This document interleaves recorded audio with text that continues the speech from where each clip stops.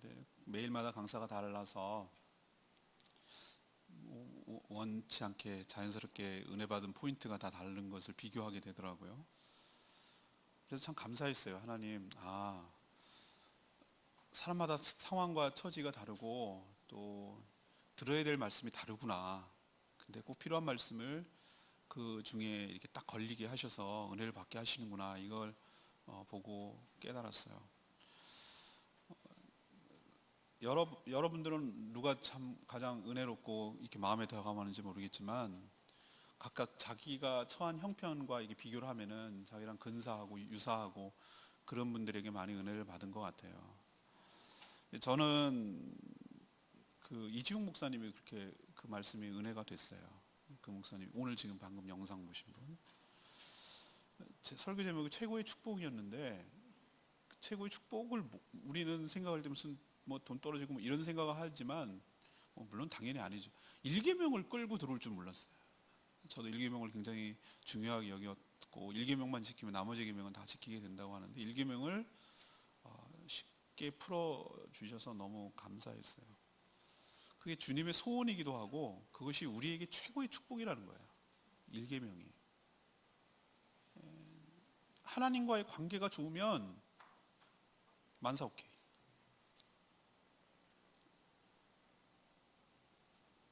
상상해 봅시다. 신데렐라처럼 정말 능력 있고 멋지고 최고의 남편을 만나면 그 남편과 관계가 계속 유지되면 내가 아내로서의 누릴 수 있는 것은 남편의 모든 것을 내가 누리게 될 줄로 믿습니다.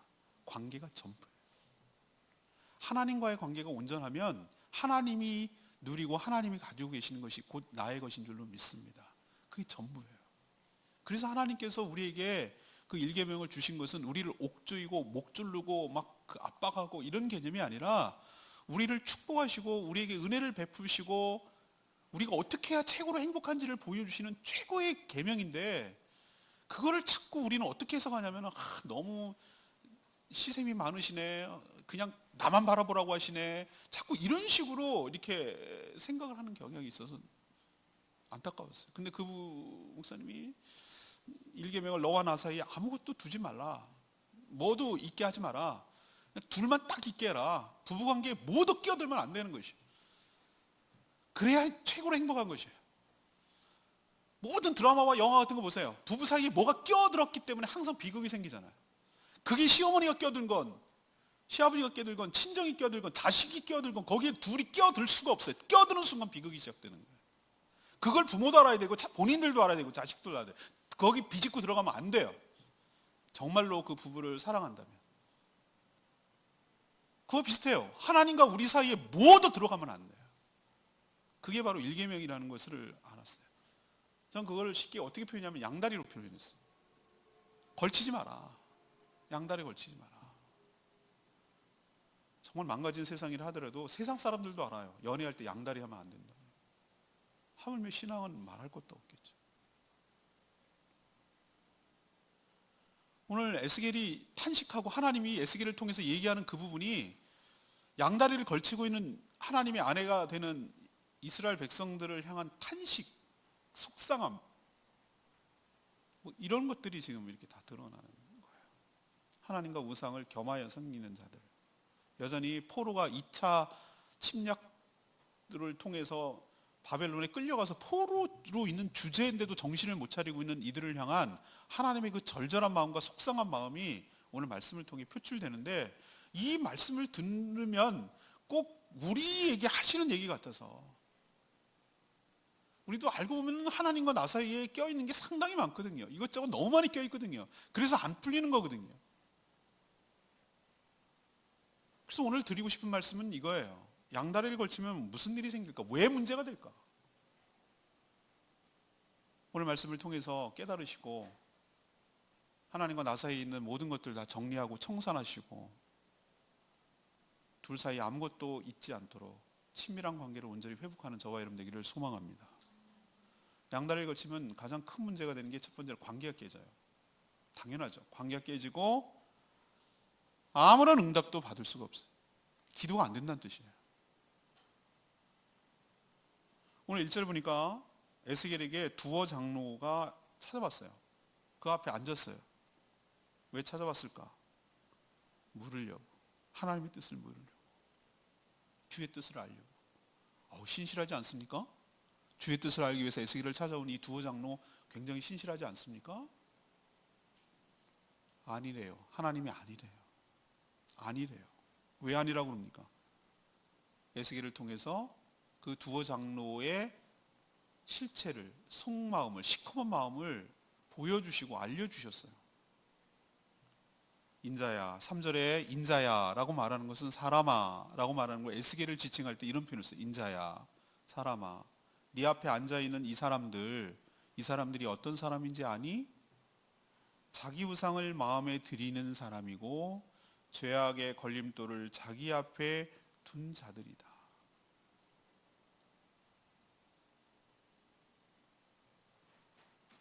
우리는 정말 어리석고 착각하고 있는 것이 있는데 말이죠. 하나님 모를 거라고 생각해요.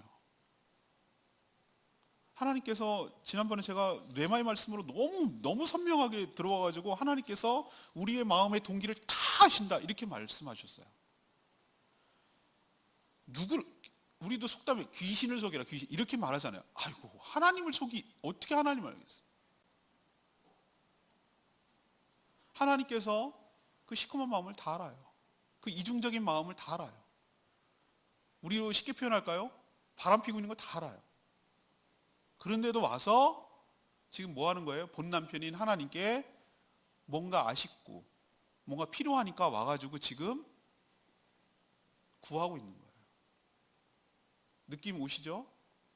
본 남편인 하나님이 계신데, 바람 피고 있는 것을 본 남편인 하나님이 다 알고 있는데, 몰래 그렇게 하고 있는 걸 다 알고 있는데, 지금 뭔가 아쉽고 필요하니까, 뭔가 도움이 필요하니까 남편한테 와가지고 뭘 달라고 그러고 뭐 알려달라고 그러고 지금 도움을 청하고 있는 그때 그 본 남편인 하나님의 심정을 여러분 이해하시겠어요? 여러분 입장 바꿔 한번 생각해 보세요. 하나님이니까 그렇게 말하지 마세요. 하나님이 인격적인 분이고 느낄 수 있는 분이고 똑같아요. 사랑할수록 더 배신감이 크게 다가오는 것이에요. 다니엘 기도할 때 그 굉장히 그 부분 대목이 인상 깊던데요. 두 사람이 사랑하다가 헤어졌어요. 그럼 누가 더 가슴이 아플까요? 남자요? 여자요? 남자는 남자가 더 아프대. 아니, 여자가 더 아프대. 아니요, 더 사랑한 사람이 아프단 말이 난 굉장히 공감이 되는데요. 우리가 하나님을 사랑한다고요? 아니요, 우리가 하나님을 사랑하는 것과 비교 안 될 정도로 하나님이 우리를 훨씬 더 사랑하신 줄로 믿습니다. 그러니까 그 배신감과 깨어짐의 상실감과 그 아픔이 더 크게 다가오시는 거예요. 근데 지금 뻐젓이 알고 다 있는데, 그 시커먼 마음을 다 알고 있고 지금 딴짓하고 있는 거 다 알고 있고 바람 피는 거 다 알고 있는데도 와가지고 뭔가 아쉬우니까 와가지고 이러는, 그것을 바라보고 있는 하나님의 심정이 어떻겠냐고.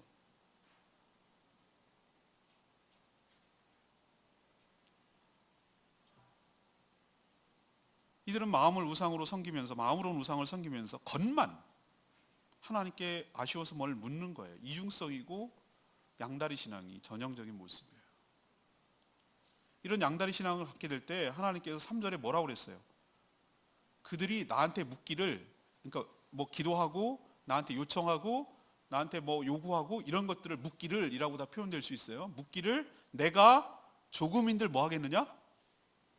조금인들 3절 후반부에 보세요. 조금인들 용납하라. 저랑 같이 말씀을 계속 들으신 분들은 이제 익숙해지셨겠지만 성경을 덮지 마세요. 저랑 말씀을 들을 때는. 그리고 말씀과 같이 따라가면서 말씀을 들으셔야 돼요. 조금인들 뭐 하랴? 용납하랴. 이 얘기는 뭐죠? 내가 조금이라도 뭐 하겠느냐? 용납하겠느냐? 다시 말해서 용납 안 한다. 용납 안 한다. 용납할 수가 없다.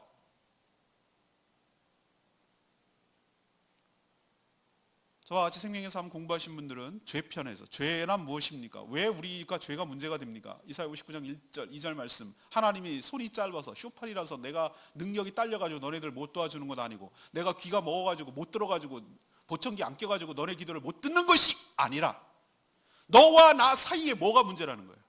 죄가 문제라는 거예요. 죄가 너희 사회를 갈라놨다는 건 관계가 깨졌고, 그래서 너희의 요청과 너희의 기도를 듣지 아니할 뿐이라. 하나님이 무능하고 하나님이 여러 신경 쓸 것이 많고 여러 가지 때문에 번잡하고 여러 사람들이 하도 많이 요청을 하기 때문에 정신이 없어서 너한테 신경 못 쓰는 게 아니라는 거예요. 하나님은 사람이 아니기 때문에. 근데 왜 내 기도를 안 들어주고 왜 나는 아무런 영향력이 없는가? 나는 왜 맨날 뭐 믿는 것도 아니고 안 믿는 것도 없고 나의 삶이 아무런 변화가 없고 아무런 도움이 안 되는가? 이유는 딱 한 가지. 너와 나 사이의 관계가 깨졌거든. 근데 그 결정적으로 관계가 깨진 것은 외도를 하거든. 하나님 외에 다른 걸 의지하거든. 다른 우상을 내 마음에 드리거든. 마음으로 드렸다고 오늘 표현하고 있어요. 3절에, 2절에. 자기 우상을 마음에 드렸다고 그랬어요. 마음으로 드리는 거예요. 우리는 자꾸 형체로 어떤 불상이나 형체로 우상이라고 그것만 우상이라고 생각해요. 천만의 말씀이에요. 형체가 없어도 돼요. 마음으로 드리면 돼요. 그리고 그것 때문에 항상 걸림돌이 되어서 자기가 자기 앞에다 걸림돌을 놔두고 계속 그것 때문에 걸려 넘어지는데도 불구하고 그걸 못 깨닫고 못 치우는 거예요. 그게 우상의 실체예요. 그래서 하나님과의 관계가 깨지고 하나님한테 요청을 해도 이런 식이에요. 조금인들 용납하겠느냐. 용납 못한다는 얘기예요. 우리도 보면 살면서 다 느끼잖아요. 이거 너무 잘하는 거예요. 이거 너무 실감나는 거예요. 우리도 인간관계에 있어서 저 사람하고 뭐가 틀어졌어. 등졌어. 척졌어. 그 순간부터 아무것도 안 일어납니다. 둘 사이에는 아무것도 안 일어난다고. 여러분 경험하셨죠? 전화도 안 되고 물건 오가는 것도 안 되고 축하하는 것도 안 되고 안부 묻는 것도 안 되고 안 됩니다. 다 끊어졌습니다. 우리는 인간관계에서 그걸 너무나 잘하는데 왜 하나님과의 관계에서는 그 생각을 못 하시는 거죠?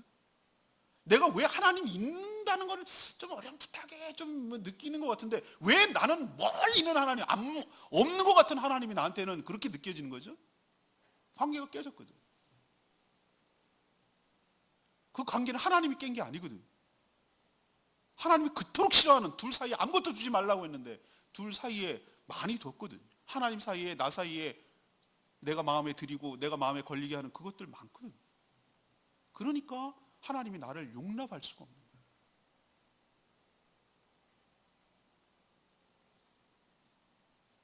내 기도가 안 되는 이유 딱 한 가지예요. 관계가 깨졌기 때문에. 하나님이 나를 용납할 수 없는 이유는 딱 한 가지예요. 우상 때문에 관계가 깨졌기 때문에. 이 양다리부터 완전히 청산할 때, 회개하고 청산할 때 하나님 관계가 회복될 줄로 믿습니다.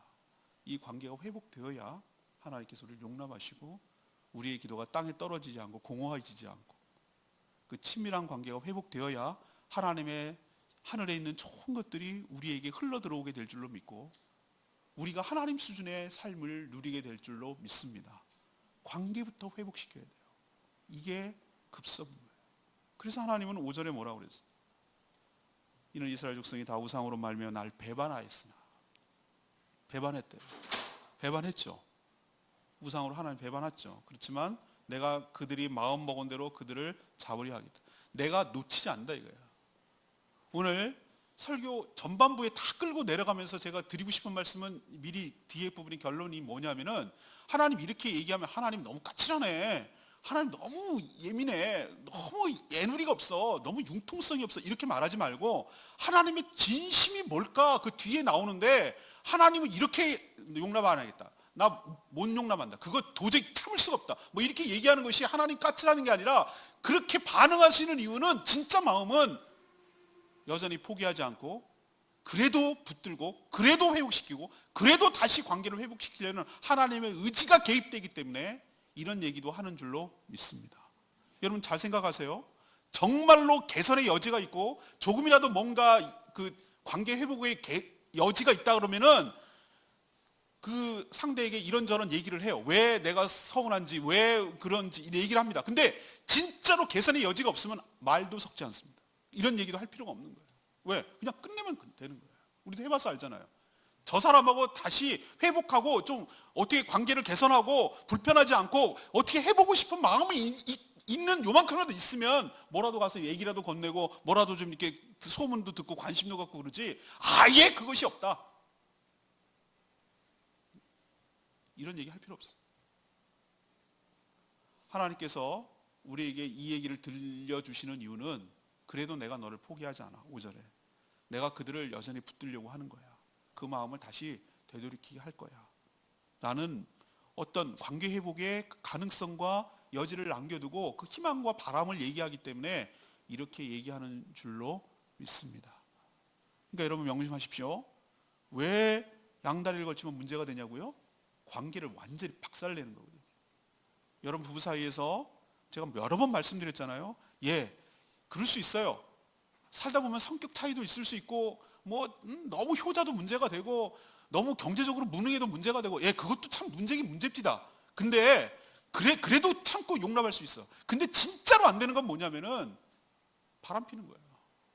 부부 사이 그거는 안 돼. 그것만은 안 된다고. 그거는 부부 사이의 근본적인 관계를 깨는 일이, 신뢰 관계를 완전히 허무는 일. 하나님이 똑같아요. 다른 것도 다 죄입니다. 그렇다고 요것만 문제가 되고 다 죄. 근데 그래도 그것도 용서하면 할 수 있어. 근데 진짜로 정말 하나님 힘들어하시는 게 뭐냐면은 이건 안 돼. 이건 용납할 수가 없어. 그런 여러분 양다리 청산하시고 내 마음에 드리고 있는 것들, 내 마음에 의지하고 있는 것들, 그것 때문에 계속 걸려 넘어지고 있는 죄악의 걸림돌들, 그거부터 제거하고 청산할 때 하나님 관계가 회복되고 기도가 소통되고 하늘의 신령한 것들이 우리 삶에 들어와 우리가 비로소 행복하게 살게 될 줄로 믿습니다. 두 번째 얘기, 양다리를 걸치면 어떻게 되는가? 하나님께서 친이라는 건 직접이라는 얘기예요. 직접 대적하심으로 거기에 보응을 받는다. 하나님이 에스겔 앞에 앉아가지고 하나님의 뜻을 구하고 있는 이 장로들, 두어 장로들에게 에스겔을 통해서 대답하셨어요. 4절에 뭐라고 대답하셨습니까? 그런즉 너는 그들한테 말해라. 하나님 관계가 깨졌으니 에스겔을 두고 지금 소통하고 있는 거 보이세요? 보이십니까? 이게 문제의 심각성의 핵심 아닐까요? 왜 두어 장로들이 직접 하나님께 구하지 못하고 에스겔을 찾아왔을까요? 기도가 안 되거든. 사무엘 선지자, 어린 사무엘 선지자, 엘리 제사장이 있을 때 왜 하나님 엘리 제사장을 안 찾았을까요? 관계가 깨졌거든. 우상 숭배 때문에. 아들이 그 꼴 하는데도 내버려뒀거든. 그게 1번 제가 앞에 부분에 얘기한 거예요. 왜 관계가 깨지면 일단 기도가 안 돼. 사울왕이 왜 접신한 여인을 찾았을까요? 자기가 기도가 안 돼. 하나님과의 관계가 깨졌어. 그러니까 알고는 싶어. 그러니까 이렇게 찾는 거 아니에요? 이게 비극 아니에요? 하나님이 관계가 깨졌으니까 그 장로들에게 다이렉트로 얘기하지 않는 거 여러분 보이세요? 에스겔을 통해서 지금 얘기하시잖아요. 에스겔을 통해. 이게 우리의 비극일 수도 있는 거예요. 우리가 신앙생활하고 문의는 신앙생활하고 교회에 왔다 갔다 다니고 내가 몇십 년 예수 믿고 집 사고 안수집 사고 뭐고 권사고 다 얘기해요. 이 사람들 장로라니까요. 장로. 근데 관계가 깨졌어. 안 돼. 기도가 안 돼. 허치나가는 거예요. 허치나. 그래서 간접적으로 들어야 돼. 귀동냥으로 들어야 돼. 에스겔은 하나님 계시가 임하고 성령으로 충만하거든. 말씀으로 충만하거든. 그러니까 듣는 거예요. 그래서 하나님께서 에스겔을 통해서 얘기하는 거잖아요. 지금. 뭐라고 얘기합니까? 참 가슴 아픈 얘기를 합니다. 4절에 그런즉 너는 그들에게 말해라. 에스겔 너는 두어 장로의 네 앞에 와서 물는 그 장로들에게 말하라는 얘기예요. 나 주 여호와가 말하노라. 이스라엘 족속 중에 그 우상을 마음에 들이며 죄악의 걸림돌을 자기 앞에 두고 선지자에게로 가는, 그러니까 에스겔은 선지자 역할을 했거든요. 에스겔 선지자에게로 가는 모든 자에게 나 여호와가 그 우상의 뭐대로? 수요대로 뭐하리라? 보응하리라. 수요대로, 우상의 수요대로 보응하리라. 이 얘기는 우상이 하나가 아니란 얘기예요. 수요대로라고 말하는 카운트의 개념이잖아요. 숫자의 양의 개념이잖아요. 양은 곧 질이기도 해요. 얼마나 많은 그것을 섬겼으면 수요대로라고 파악하시고 대답을 하실까? 한두 가지가 아니라는 거야. 한두 가지가. 그 수요대로 거기에 맞도록 수요만큼 내가 거기에 응대하겠다. 그 뜻이에요. 하나님이 대답이 이거예요.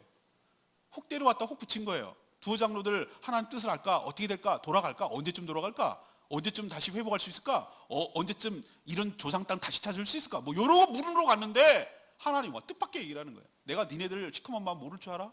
너희들을 섬기는 우상을 내가 모를 줄 알아? 그 우상 수요대로 내가 보응하리라. 이러는 거예요.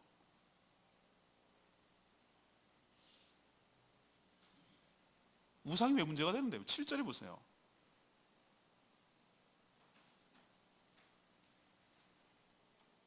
우상은 특징은 철저히 자기중심적이라는 거예요. 하나님 중심이 아니라 철저히 자기중심이에요. 자기 우상을 마음에 들이며 죄악을 걸림돌을 자기 앞에 두고 자기를 위하여 내게 묻고자 한다고 그랬어요. 이 사람들의 마음의 중심은 뭐가죠? 자신이에요. 자신이 우상이에요. 자신이 우상이에요.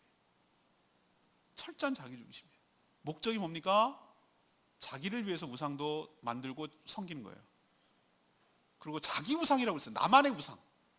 자기 우상은 나만의 우상을 누구 앞에? 자기 앞에 둔 자를 우상 숭배라고 하는 거예요. 요겁니다. 우리가 난 우상 안 섬겨요 라고 말하지만 오늘 말씀을 통해서 내가 우상을 섬기는지 안 섬기는지 7절 말씀을 보고 적용해 보세요. 여러분은 신앙생활하는 이유가 무엇입니까? 누구를 의지하고 누구를 섬기는 이유가 뭡니까? 자기를 위하여. 자기 우상을 자기 앞에 둔다면 그게 하나님이라고 표현을 할지 모르지만 그건 하나님이 아니라 하나님이란 허상을 두고 섬기는 우상일 뿐이에요. 우리가 얼마나 가짜 신앙인이 참 많은지 몰라요. 명칭은 하나님을 내가 섬긴대요. 근데 하나님의 실체와는 상관이 없는 하나님이라고 말하는 허상을 만들어 놓고 가짜 하나님을 만들어 놓고 내가 만든 하나님, 내가 생각하는 하나님을 만들어 놓고 나는 말로는 하나님을 섬긴다고 말하지만 실제로는 나는 하나님이란 우상을 섬기고 있는 거예요. 이런 가짜 기독교인들이 교회 안에 득식을 해요. 상관없어요. 그러면 왜 교회를 떠나고 하나님을 떠나는가? 내 기대한 바가 안 충족되거든. 난 부처든 석가모니든 뭐든 상관없거든. 자기는 나한테 나를 위해 주는 거는 장땡. 그게 하나님이건 예수님이건 부처님이건 성모마리아건 난 상관없어. No problem. 남을 위해 주는 게 내 신이에요. 나는 신앙생활하는 이유가 나를 위한 거예요. 철저하게 자기 이익, 자기 유익, 자기만의 신, 자기 앞에 두는 이게 우상의 실체예요. 하나님 꼭 집어서 얘기하잖아요. 너희들이 자꾸 아니라고 얘기하니까. 그럼 나만 갖고 그래? 하나님께서 오늘 7절에 뭐라고 그러는지 알아요? 이스라엘 족속, 니네들, 택한 자라고 말하는 자들, 그리고 이스라엘 가운데 거류하는 외국인들, 니네들이 이방인이라고 말하는 자들, 누구든지 예외 없이. 왜 우리만 믿는 사람 갖고 그렇게 예민하게 굴고 왜 이렇게 가혹하게 굴고 왜 이렇게 깐깐하게 굴고 그러세요? 아니, 너희들이 이방인, 하나님을 안 믿는다고 생각하는 외국인, 하나님을 불신하는 불신자도 똑같이 취급한다는 거예요. 우상 숭배하는 자들은 누구도 예외 없이 자기만을 위해서 자기 우상을 자기 앞에 두고 섬기는 자들은 예외 없이 너희들이 섬기는 수요대로 보응하겠다는 거예요. 그러니까 억울해하지 말라는 거예요. 왜 나만 갖고 그러냐고 굉장히 볼면소리 하지 말라는 거예요. 하나님 똑같이 대하신다는 거예요. 하나님 어떻게 하시는데요? 8절에 그 사람을, 아니 그 뒤에 7절 끝부분이 굉장히 중요해요. 자기를 위해서 나한테 묻고자 선지자에게 가는 모든 자에게 나 여호와가 어떻게? 친히라고 말하는 것은 뭐냐면 이건 누구에게 간접적으로 할 문제가 아니라 내가 직접 나서겠다는 거예요. 직접 나서서 보응하겠다. 그 사람을 뭐하고? 8절에 대적해서 그 사람을 하나님께서 지금 대적하겠다는 거예요. 죽었어요. 이제 하나님이 직접 대적한다는 건 막을 수가 없어. 중간에 개입하고 이게 중재할 수 있는 게 없잖아요. 하나님과 나 사이에 다이렉트로 딱 마주치는데 누가 중재를 하면 누가 어떻게 말리겠어요? 하나님이 직접 나서서 있는. 놀라움과 표징과 속담거리와 내 백성에서 끊어버리리라. 4가지 세트. 상상도 못할 일이 해서 놀라게 만들고, 그것 때문에 하나님이 개입하셨다는 증거로 표징으로 만들고, 다른 사람들이 봐라 저렇게 하나님 믿는다고 말하더니 쫄딱 망한 거 봤지? 속담거리라는 얘기는 조롱거리가 되게 만들고, 결정적으로 하나님 백성에서 끊어버린다는 얘기는 구원에서 배제시키겠다는 뜻이에요. 이게 우상 숭배의 처참한 결과예요. 놀람과 표징과 속담과 끊어버림. 이런 험한 꼴 당하지 않으려면 6절에 있는 말씀, 하나님의 마지막 경고를 들으셔야 돼요. 6절에 그런즉 너는 이스라엘 족속에게 얘기해줘라. 주 여호와의 말씀에 너희는 마음을 돌이켜 우상을 떠나고 얼굴을 돌려 모든 가증한 것을 떠나라. 이게 하나님의 바람이기도 하고 경고이기도 하고 문제 해결의 시발점이 될 줄로 압니다. 이거예요. 떠나라는 거예요. 떠나는데 마음으로 떠나래요. 마음을 돌이키래요. 몸만 신용하는 거 하나님 원하지 않아요. 마음을 돌이키래요. 마음을 바꾸래요. 마음을 돌이키래요. 마음에서 돌이키래요. 그 다음에 네 얼굴, 네가 맨날 쳐다보고 있는 거, 바라보고 있는 거, 네 얼굴을 뭐 하라는 거예요?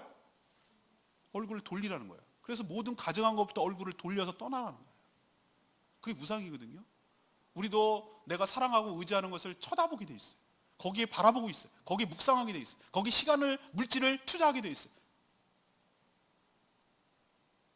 골프 좋아하는 사람들은요, 골프만 상상만 해도 즐겁대. 상상만 해도. 밥 안 먹어도 배부르대.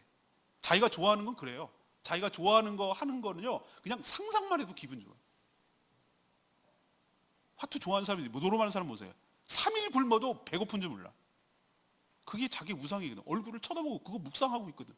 거기서 자기의 모든 희열이 나오거든. 그러니까 그렇게 쳐다보는 거예요. 하나님께서 그거 돌리라는 거예요. 그거 안 돌리면, 네 마음으로 돌이키지 않으면 이 놀람과 속담과 이 이꼴 당하는 표징과 끊어지는 역사가 일어난다는 거예요. 계속 그렇게 살면. 8절에 하나님께서 뭐라고 그래요? 그렇게 해서라도 내가 여호와인 줄을 너희가 알게 하리라. 대가를 치러서라도 깨닫게 해주시겠다. 근데 그쯤 되면 너무너무 아파. 너무너무 대가를 치를 때 너무너무 아파. 그러니 하나님, 우리 애들 기를 때 하는 말처럼 존말을 말 들어라잉. 우리 이렇게 얘기하는데 두들겨 얻어 터지면서 내가 존말 하라고 할 때 하라 그러지 말라 그랬지. 우리 맨날 하는 애들한테 다 쓰셨죠? 그 한바탕 다 이 멘트 하셨죠? 내 존말할 때 하라고 그랬지. 너 약 바르면서 그 얘기 맨날 하잖아요. 그러니 우리도 하나님이 이 말씀 하실 때, 아직 이 꼴 안 당했을 때, 논란과 표준과 속담과 끊어지는 일이 안 일어났을 때 마음으로 돌이키고 얼굴을 돌이켜서 하나님께로 향하는 저와 여러분 되기를 소망합니다. 마지막 세 번째는 양다리를 걸치면 어떤 문제가 생기는가? 유혹을 한 쪽, 유혹을 받은 쪽 모두 다 그 죗값을 묻게 된다는 거예요. 항상 수요가 있으니 공급이 있기 마련이에요. 포로로 끌려가고 한치 앞도 모르는 시국이 어수선하고 포로로 잡혀오니까 미래가 정말 불안한 거예요. 불확실한 세상에 사니까 더 미래의 주인 되시는 하나님께 알고 싶은 거예요. 이게 우리의 마음이라니까요. 왜 사람들이 점칩니까? 왜 점집이 여전히 성행을 합니까? 왜 이렇게 많습니까? 제주에는 점집이? 미래가 불안하거든. 미래를 알고 싶거든. 영적인 힘을 빌려서라도 그 미래를 알고 싶거든. 그러니까 신령하다는, 용하다는 사람을 찾아요. 기독교 무당들이 얼마나 많은데요. 계시를 받았네, 직통 계시가 어쩌니 저쩌니 하는 기독교 무당, 제가 말하는, 여기서 말하는 선지자를 찾는다는 얘기는 다 용하다. 왜 에스겔을 찾아왔을까? 용하다니까. 요즘 최근에 들리는 소문에 의하면 에스겔이 뭔가 피를 받았대. 뭔가 계시를 받았대. 그래가지고 용하대. 그러니까 찾아오는 거예요. 기독교 무당들 상당히 많습니다. 그리고 거기에 찾아가는 사람들 엄청 많습니다. 기도받으러. 포장은 거룩하게 합니다. 계시를 받는 신령한 분이라고, 기도받으러 간다고 굉장히 좋은 말을 다 표현하고 있지만 본질적으로 무당입니다. 그냥 알려줍니까? 그냥 계시를 해줍니까? 돈 줘야지. 발람선이죠. 그래서 돈으로 막 처음에는 안 한다 그러다가 계속 코스트가 올라가고 뭐 조건 제시하고 뭐 명예 올라가고 뭐 용하다는 소리 자꾸 칭찬해 들어가고, 그러면 거짓말로 예언을 해줍니다. 듣지도 않았는데 그냥 먹고 살려고. 하도 자기도 먹고 살기 어려우니까. 지난 주중에 묵상한 것 중에 거짓 여선지자가 뭐 했어요? 두 움큼의 보리와 두 조각의 떡을 위하여 하나님이 말했다고 거짓으로 예언하는 시대가 됐잖아요. 자기도 포로로 끌려왔으니 먹고 살기가 너무 힘든 거예요. 맨날 땅 파고 먹고 살기 너무 힘든 거예요. 그러니까 그렇게 해서라도 서로 입맛이 맞는 거예요. 듣고 싶고 그렇게 해서 먹고 살고 싶고, 수요와 공급이 일치하니까 이런 것이 성행하는 것이.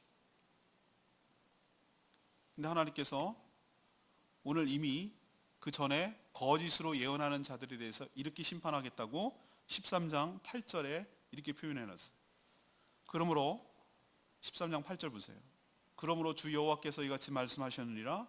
너희가 허탄한 것은 뻥 허탄한 것을 말하며 거짓된 것을 보았은즉 내가 너희를 치리라. 여호와의 말씀이니라. 그 선지자들이 허탄한 묵시를 보며 거짓 것을 점쳤으니 내 손이 그들을 쳐서 내 백성의 공회에 들어오지 못하게 하며, 이거 구원에서 배제시키겠다는 거예요.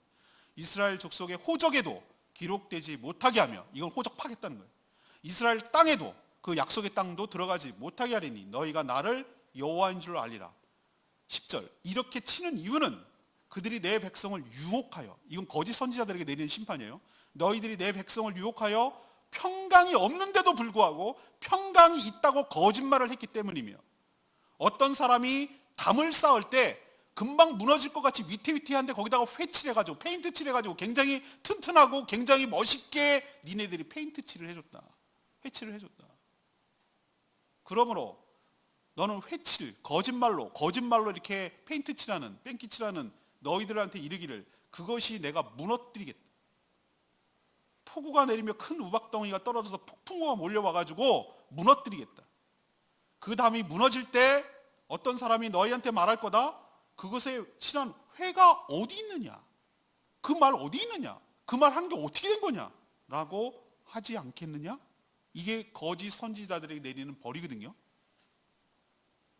근데 하나님께서 유혹에 넘어간, 돈에 매수돼서 넘어간 거짓 선지자들만 심판할까? 천만의 말씀. 오늘 다시 본문으로 돌아와서 9절 보세요.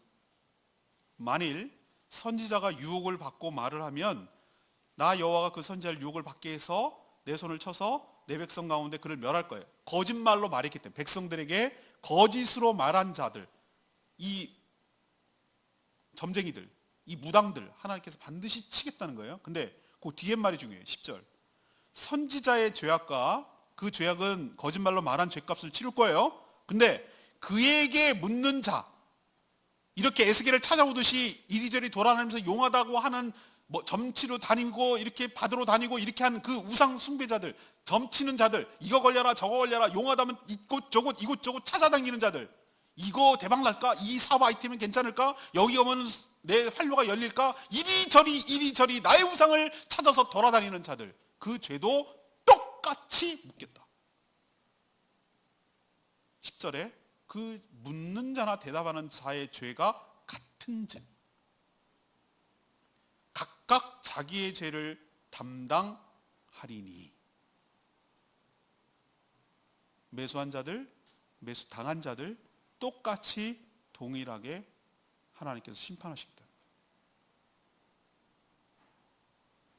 하나님께서 이렇게 심판하신 목적이 아까 이제 결론으로 아까 서두에 제가 언급을 했습니다만, 화가 나셔서 그렇습니까? 예, 화가 또 날 법도 합니다.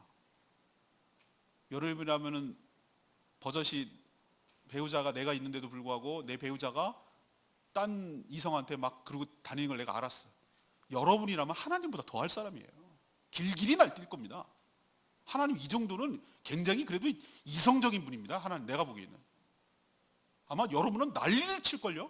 더 할걸요? 너 죽고 나 죽자 하면 덤빌걸요? 왜 간간히 사회면에 칼부림이 왜 납니까? 왜 이런 치정 사건이 일어납니까? 이런 문제 때문이에요. 근데 하나님께서 분풀이하고 이것들을 싹 잡아 죽여서 없애버릴 거야 라는 어떤, 그래야 내가 직성이 풀릴 거야, 이런 개념이 아니에요. 하나님 이런 얘기한다는 건 그래도 여지가 있다는 건데, 11절의 말씀이 제가 눈물 나게 감사했어요. 11절 말씀이 오늘의 결론인데 이게 참 감사하더라고요.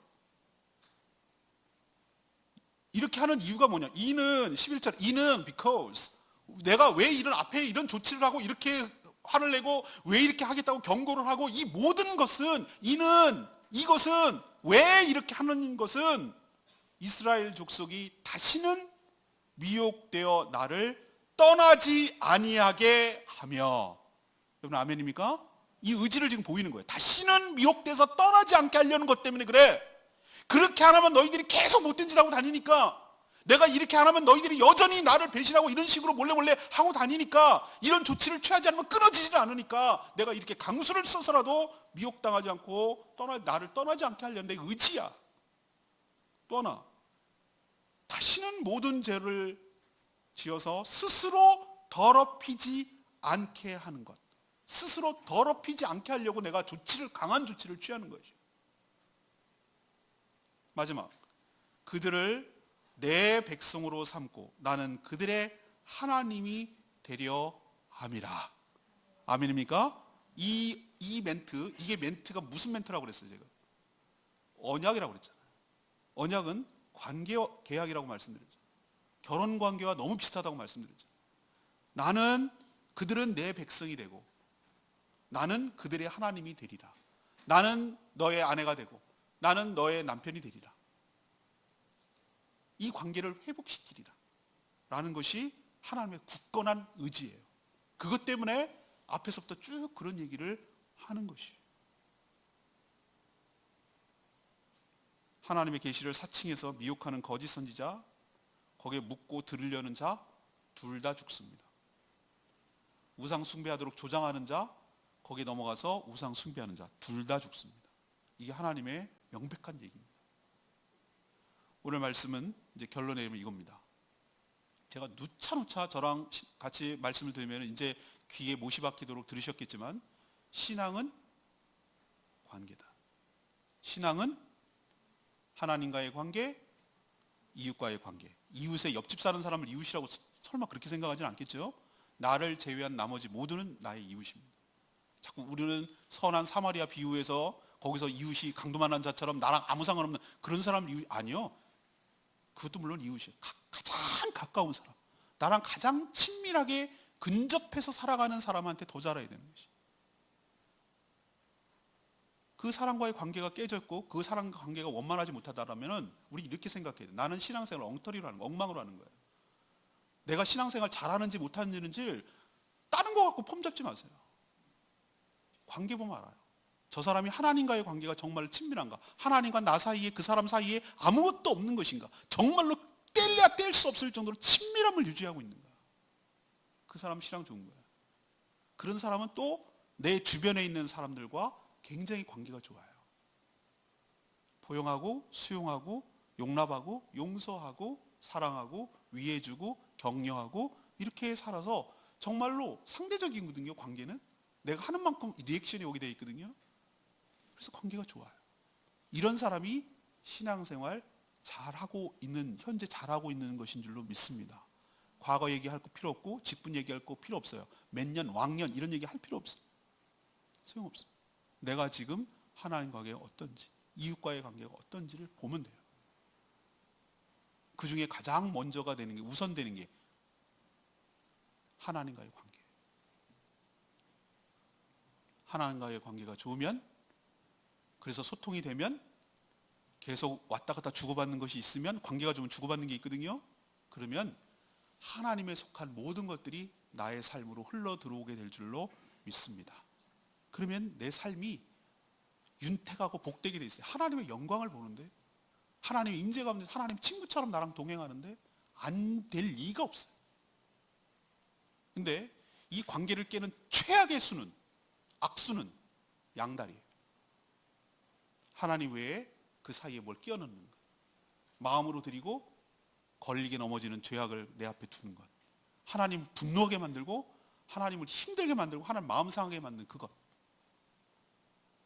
그것이 관계를 깨는 최악의 수예요. 이것만은 하지 말아야 돼요.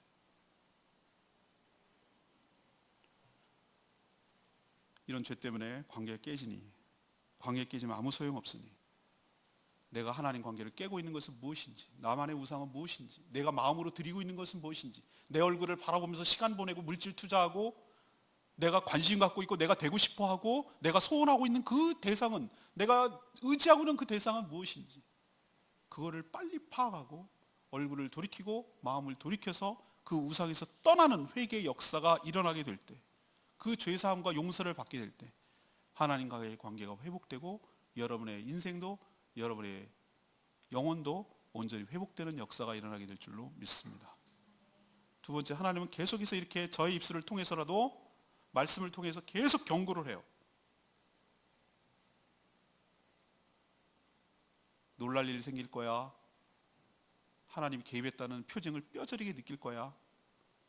너 때문에 속담거리가 되게 할 거야. 조롱거리가 되게 할 거야. 구원에서 배제시킬 수도 있어 라고 하나님께서 경고하시는데도 불구하고 여전히 정신 못 차리고 여전히 이리저리 나의 우상을 쫓아 산다면 정말 큰 코 다칠 날이 옵니다. 그때 뒤늦은 뼈 아픈 뼈 때리는, 요즘 아이들 표현대로 뼈 때리는 후회를 할 겁니다. 뒤늦게 후회하지 말고 경고 날릴 때 정신 똑바로 차리고 마음과 얼굴을 돌이키는 저와 여러분 되기를 소망합니다. 마지막으로 부탁드리고 싶은 건데, 우리나라의 3대 종교가 불교, 유교, 기독교, 아니요. 우리나라 1등 종교는 샤머니즘이에요. 모든 종교를 샤머니즘이 다 장악해서 잠식해버려요. 불교요? 원래 그 불교가 아니에요 지금. 천주교요? 그 천주교 원래 그 천주교가 아니에요. 다 샤머니즘화되어 있어요. 무속신앙, 기복신앙. 심지어 기독교 안에도 들어와서 샤머니즘이 잠식해 들어가고 있어요. 무당 같은 죄종이라고 말하는 자들 수없이 많이 봤습니다. 기도하러 다닌다고, 신령하다고 하는 사람들도 많이 들었어요. 자기를 위해서, 자기 유익을 위해서 자기 앞에 두는 우상, 샤머니즘적인 기독교 신앙, 기독교의 탈을 쓴 샤머니즘적 신앙, 이거 완전히 버리지 않으면 그런 것을 조장한 사람은 당연히 죽을 것이고, 그를 추종하고 그에게 계속 그런 활동을 하도록 뒷돈대고 생명을 유지하게 만들고 계속 찾아다녀서 그 사람이 존재하게끔 만들었던, 조장하게 만들었던 둘 다, 양쪽 다 하나님께서 반드시 죽인다고 그랬어요. 그러니 그거 다 싹 쓸어버리고 온전히 하나님만 신뢰하고 하나님만 의지하는 온전한 신앙으로 회복하는 저와 여러분 되기를 소망합니다. 오늘 제목이 뭡니까? 양다리를 걸친 자들에게 하나님께서 주시는 말씀입니다. 양다리 걸치면 죽습니다. 저희 입술을 통해서 주시는 하나님의 경고인 줄로 아시고, 지금이라도 늦지 않았으니 돌이켜서 순전하고 온전한 신앙 회복하는, 그래서 관계가 회복됨으로 누리는 저와 여러분 되기를 소망합니다.